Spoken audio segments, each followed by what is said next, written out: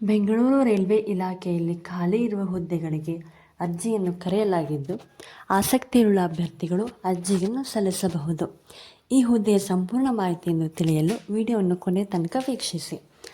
ಒಟ್ಟು 192 ಹುದ್ದೆಗಳ ಭರ್ತಿಗಾಗಿ ಅಧಿಸೂಚನೆಯನ್ನು ಹೊರಡಿಸಲಾಗಿದೆ.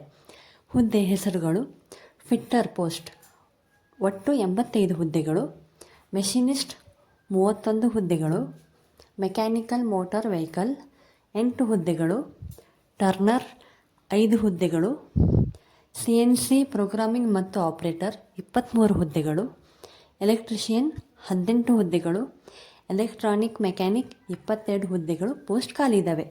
ಈ ಹುದ್ದೆಗಾಗಿ ಕೇವಲ 10ನೇ ತರಗತಿ ಪಾಸಾದವರು ಅರ್ಜಿಯನ್ನು ಸಲ್ಲಿಸಬಹುದು.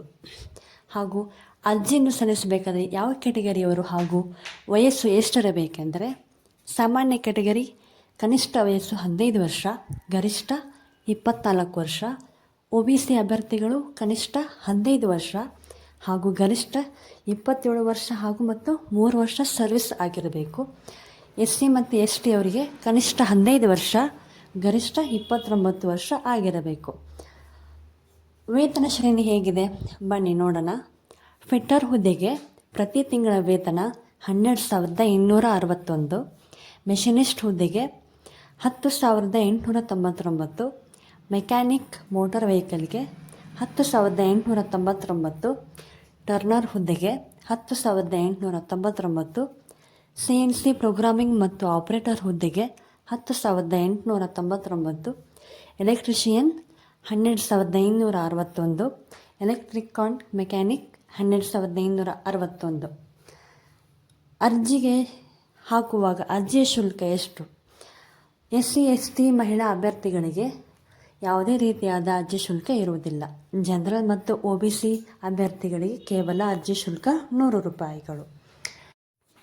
ಆಯ್ಕೆ ಪ್ರಕ್ರಿಯೆ ಹೇಗಿರುತ್ತೆ ನೋಡೋಣ. 10ನೇ ತರಗತಿ ಅಂಕಗಳ ಆಧಾರದ ಮೇಲೆ ಶಾರ್ಟ್ ಲಿಸ್ಟನ್ನು ಮಾಡಲಾಗುತ್ತದೆ ಹಾಗೂ ಆಯ್ಕೆಗೊಂಡ ಅಭ್ಯರ್ಥಿಗಳಿಗೆ ಡಾಕ್ಯುಮೆಂಟ್ ವೆರಿಫಿಕೇಷನ್ ಇರುತ್ತೆ. ಡಾಕ್ಯುಮೆಂಟ್ ವೆರಿಫಿಕೇಷನ್ಗೆ ಆಯ್ಕೆಗೊಂಡವರಿಗೆ ಮೆಡಿಕಲ್ ಎಕ್ಸಾಮಿನೇಷನ್ ಇರುತ್ತೆ.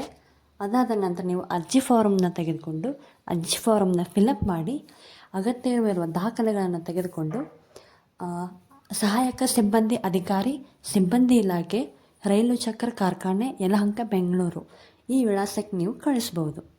ಹಾಗೂ ಅರ್ಜಿಯನ್ನು ಸಲ್ಲಿಸಬೇಕಾದಂಥ ಕೊನೆಯ ದಿನಾಂಕ ಏಪ್ರಿಲ್ 1, 2025.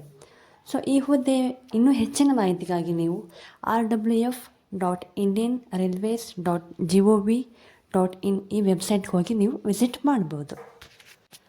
ಇದೇ ರೀತಿ ಜಾಬ್ ಅಪ್ಡೇಟ್ಸ್ಗಾಗಿ ನಮ್ಮ ಯೂಟ್ಯೂಬ್ ಚಾನಲ್ನ ಸಬ್ಸ್ಕ್ರೈಬ್ ಮಾಡಿ ಹಾಗೂ ನಿಮ್ಮ ಸ್ನೇಹಿತರಿಗೆ ಶೇರ್ ಮಾಡಿ. Thank you.